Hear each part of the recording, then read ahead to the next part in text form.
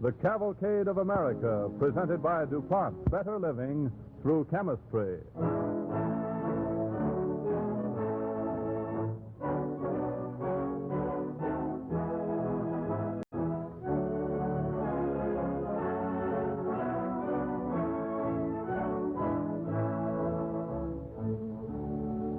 Tonight we bring you a radio portrait of Annie Oakley and the legend of her crack marksmanship, which to the men and women of her era became their national pride, and to us, one of America's fondest memories. To portray the role of Annie Oakley, we present Agnes Moorehead of the Cavalcade Players. The orchestra and the original musical score are under the direction of Don Voorhees. DuPont, maker of better things for better living through chemistry, presents Agnes Moorehead as Annie Oakley on the Cavalcade of America.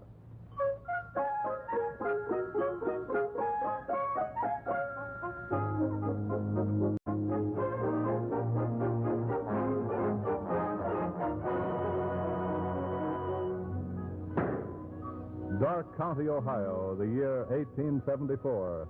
The clearing before a log cabin in a wooded valley. Joe, hold your fire a minute. Someone's coming out of the timber there. What's the gal, Ma? All done up in shooting gear. Howdy, Mr. Shaw. Howdy, ma'am. Why, it's Annie Mosey, growed up already. Annie Oakley now, ma'am. I took my ma's name after Pa died, and she went away. Been out shooting myself some supper. Nothing shooting these parts except that chicken hawk up there. Trying for a week to bring him down. That ain't so high. Stand back so as I can swing, will you? Thanks. You got him. With one shot. Wish getting game was as easy as that. Game? Oh, help me get this kid undone, Mr. Shaw. Oh, sure. Here you are, ma'am. Partridges. 6 partridges. You're welcome to 'em. I shot 'em on your property.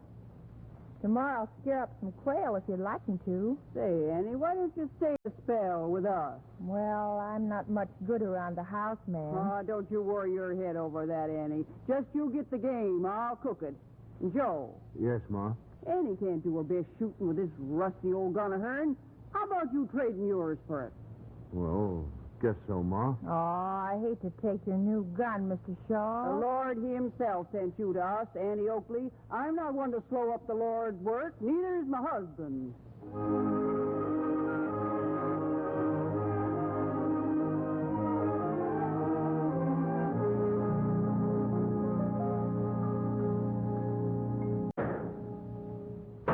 No, Elmer, steady. Hold the card steady. But, Annie, All right, you can rest a spell, Elmer. Oh, Annie.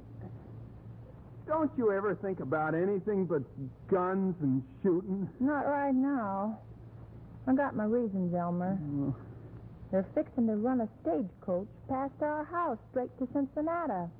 Well, what's that got to do with us, Annie? Hotels in Cincinnati are buying game as much as they can get. Well, I don't see I what... want to help Mr. and Mrs. Shaw pay the mortgage on this place before we move on. Annie, listen.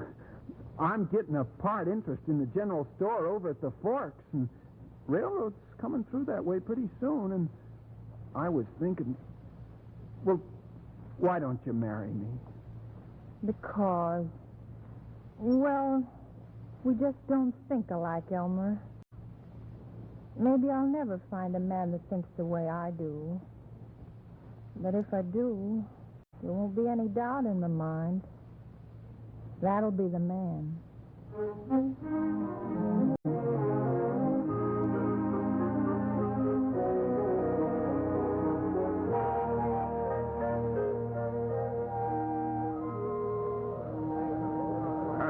Quite a crowd come out for your little shooting match, huh, Mr. Butler? Yeah, they must be expected to see something from one of us.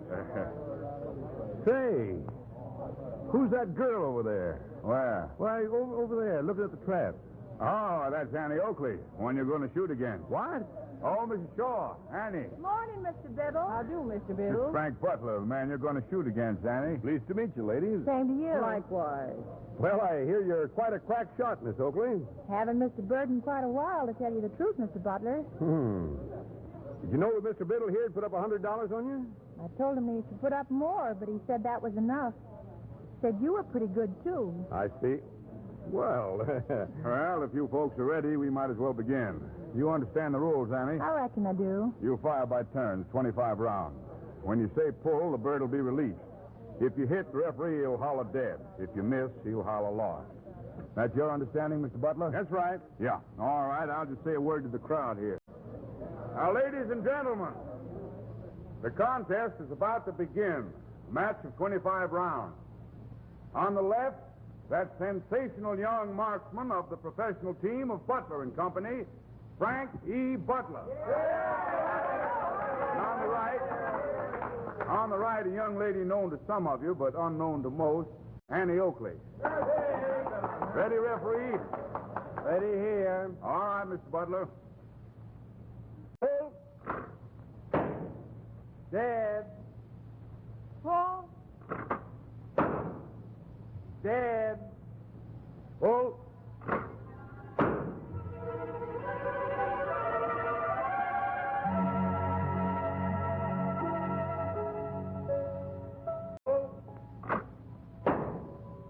Lost. Mr. Butler. Pull.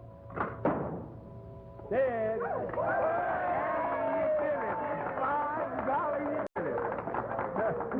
Well, Miss Oakley, I got an idea. I owe you something. I don't know whether it's an apology or a thanks for a shooting lesson. You were just a mite unlucky, Mr. Butler.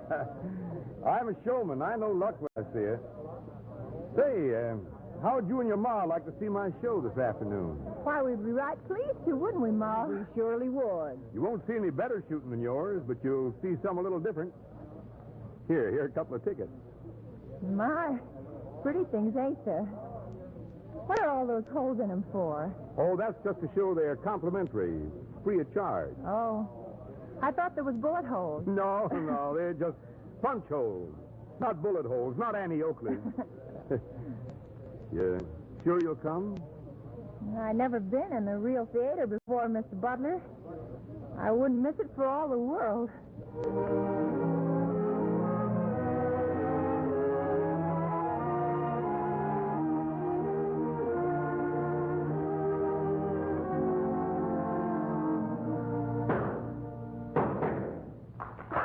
Did you see that? Ma got 3 at once and with a rifle.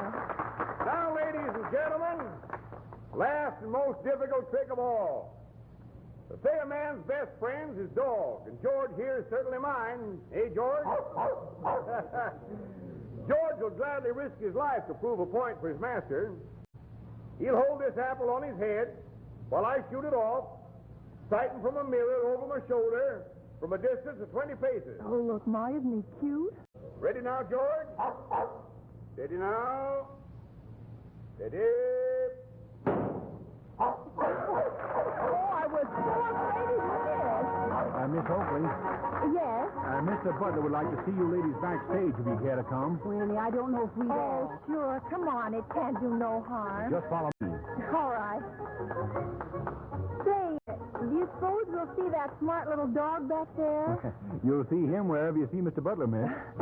Right through here. Oh, come in, Miss Annie. Mrs. Shaw. Say, Well, how'd you like the show? oh, you were fine, Mr. Butler, but George was wonderful. Where is he? Oh, there he is. Say, isn't he the smartest thing? You say hello to the lady, George. She seems to think you're quite a fella. I think he likes me, Mr. Butler. Yeah, I know he does, Miss Annie. I wish I could see him again sometime. I suppose you're going on to another town now. Yeah, I'm afraid so. But I'll tell you what we could do. George could write to you once in a while. Hey, George? It'd be real nice to hear from George once in a while. Would you answer him, Miss Annie? I'd be pleased to, Mr. Butler.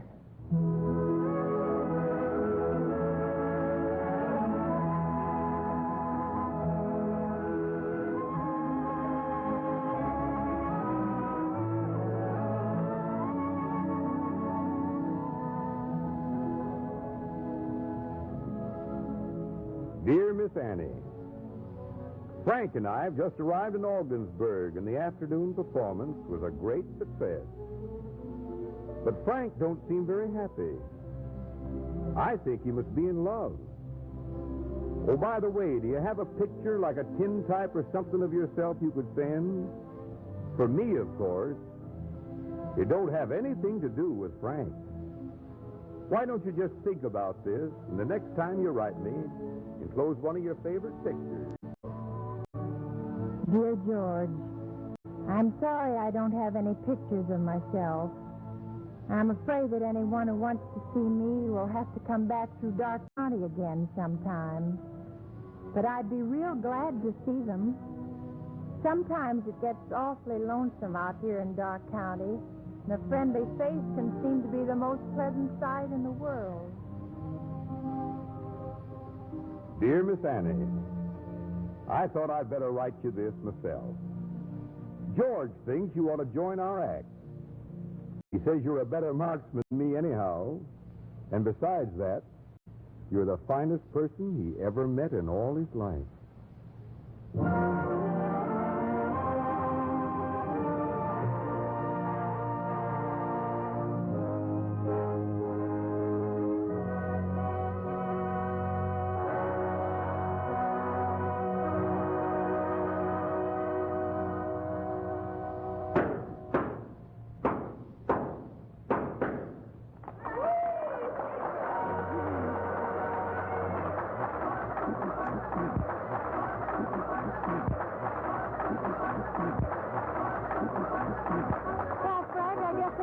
Didn't they?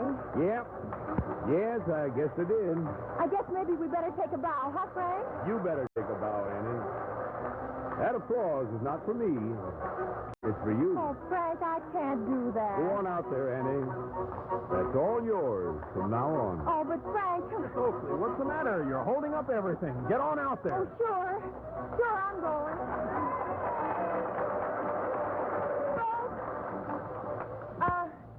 Folks, I'm new in show business, you see. And all I know is what Frank Butler taught me. So, what do you say we get Frank out here to take this with me, huh? Come on, Frank. All right, folks, I appreciate it. You know why? Because this is my last night out here in front with the main act. You've been grand to me, and I've given you my best whenever I could. Well, here's my best now, folks. This little lady, my wife. Thanks, and good night.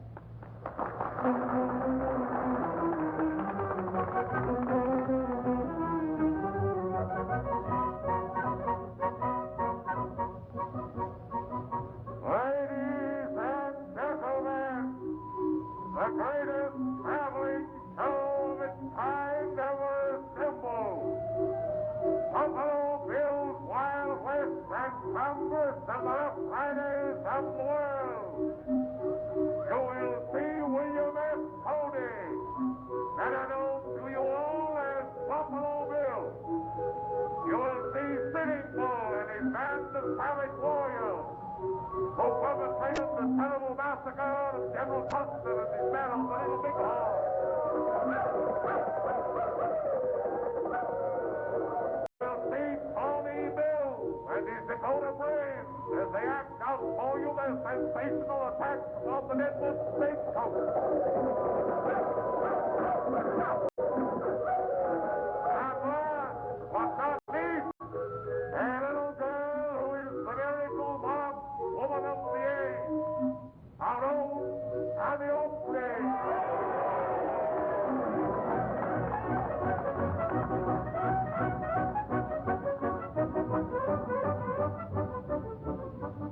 The arrival in London of the American Wild West show has caused what might be called a minor sensation.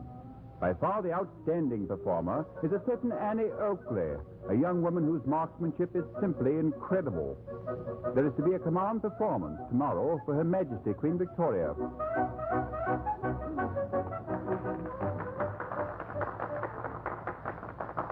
Finally, Miss Oakley will drive a spike into a pine board with 6 shots from a .38 caliber revolver, from a distance of 20 paces. Are you ready, Miss Oakley? Ready? Fire!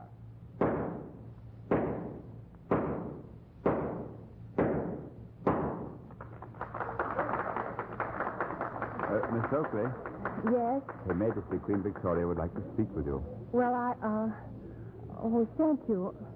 Oh, Frank, you come with me. Oh, she wants to talk to you, Annie, not to me. But, Frank, Yes. You'll follow me, please, Miss Oakley? Sure. Say, I don't think I know how to curtsy. It's not in the least necessary. Her Majesty is very informal, really. Oh? Your Majesty, Miss Annie Oakley. Why, you're hardly more than a child, are you? I'm 25, Your Majesty. I understand your troop is going on to Berlin from here. I guess likely, Your Majesty. Yes. You'll probably meet a grandson of mine there, Prince Wilhelm. He's full of ideas about guns and shooting. He may even offer you a position of some sort. Don't take it. I promise you I won't shoot that good, Your Majesty. You're a clever little girl, my dear. A very clever, clever little girl.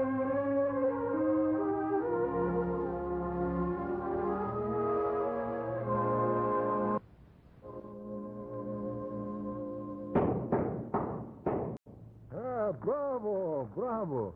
Really astonishing, gentlemen? It is, Your Highness. Yes. Thank you, Your Highness.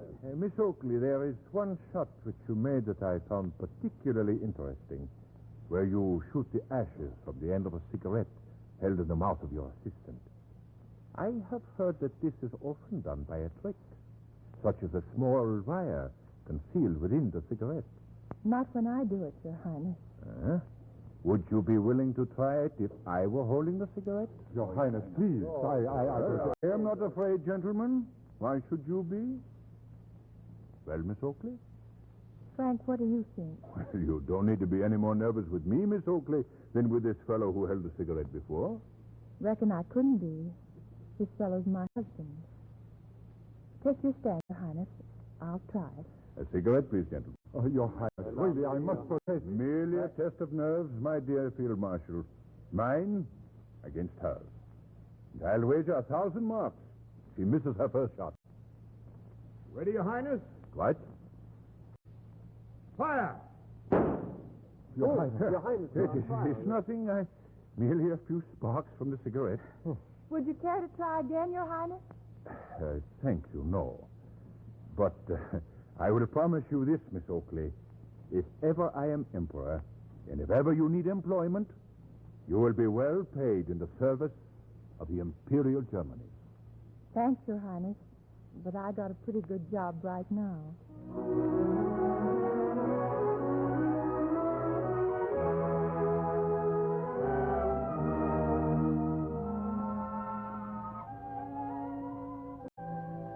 Madison Square Garden. Final gala performance of the season. Annie Oakley, back from her triumphs before the crowned heads of Europe. After this final performance, Miss Oakley and her husband, Frank Butler, will leave for an extended vacation in the Carolinas.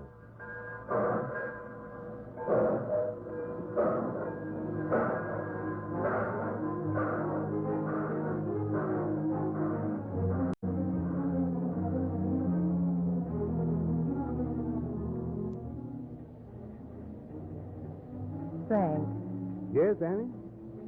you know the hunting season will still be on in Carolina. Yeah, there's some of the best hunting in the world down here, too. Frank, maybe we ought to get a little place in this part of the country somewhere. Somewhere that's like Dark County, Ohio used to be. You know, Frank, I've missed the outdoors so much all these years. Yeah, I know you have, Annie. Here comes the conductor. Ask him when we get there. Hey, Chief, what time do we get in? Well, we're due to pass number 22 on the siding in about 10 minutes. We don't have to wait. We should be in about 9 o'clock.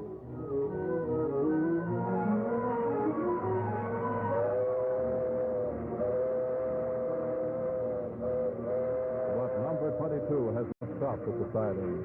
She's missed the signal, and she's speeding up the track at 65 miles an hour, rushing head-on towards the special only 3 miles away.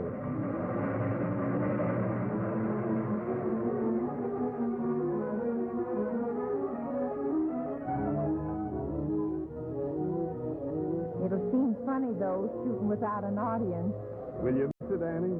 Oh, a little, I suppose. No more than you have, Frank. Now, what's that mean? You know what it means. All these years when I took the vows and you stood on the sidelines. You know how I feel. I know, Annie. I know. Say, Frank, doesn't it seem to you this train is going awful fast? Just trying to make up time, I guess. I suppose it's something.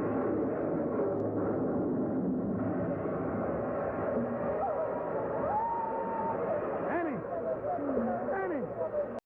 Where are you, Annie? Here I am, Frank. Right here beside you. Thought you're all right.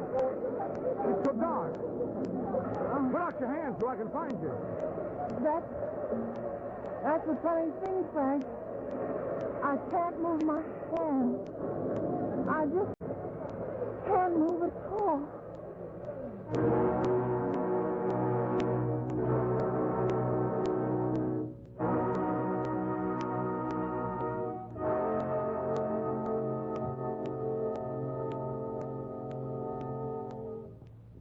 Come in now, Mr. Butler. She's awake.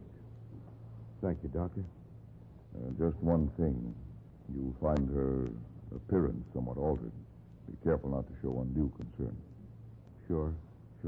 All right, come in. She's very anxious to see you. Oh, Frank, Hello, Annie. you're all right, aren't you? Oh, sure. I'm all right. I guess it was a pretty bad accident, wasn't it? Yeah, it was real bad from what they say. Come over here, Frank. Sit here beside me. That's it. Now, sort of slip your arm around me. So I can sit up a little and get a look at myself in that mirror. Annie, don't you think it'd be better if you... Help me, Frank. Would you hand me that comb, Doctor? Doctor.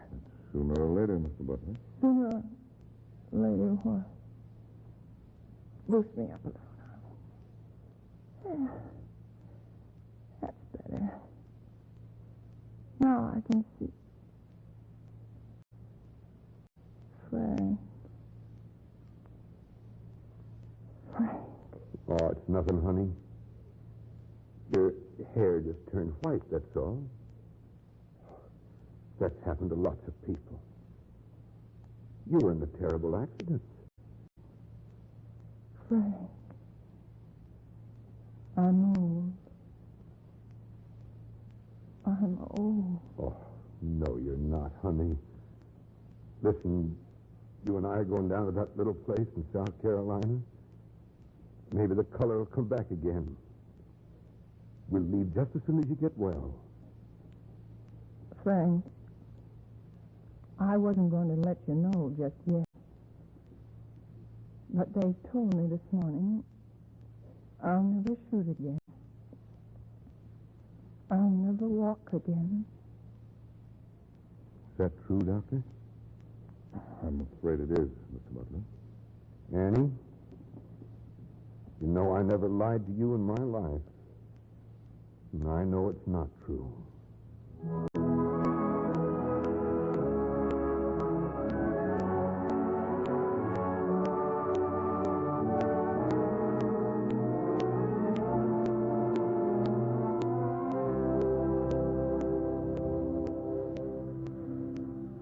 The boardwalk of a New Jersey seaside resort. The year 1903. Frank Butler is pushing his wife along the boardwalk in a wheelchair. Want to walk a little more now, Annie? No, not just yet. But I do feel stronger today. Much stronger. Oh, Frank, look over there. Yeah, real old-time shooting gallery.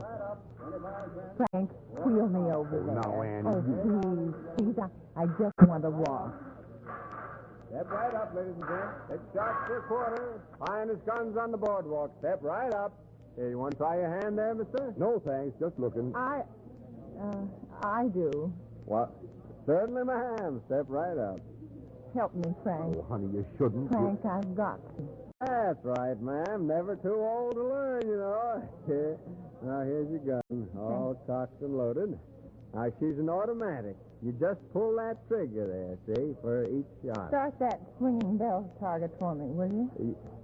If I was you, ma'am, I'd try one of those stationary targets. You'll find them a lot easier. You just start that thing, like I say.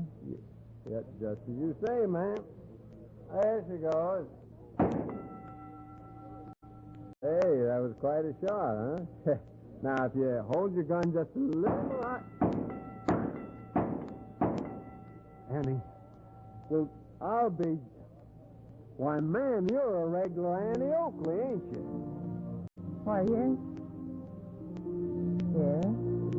I guess I am.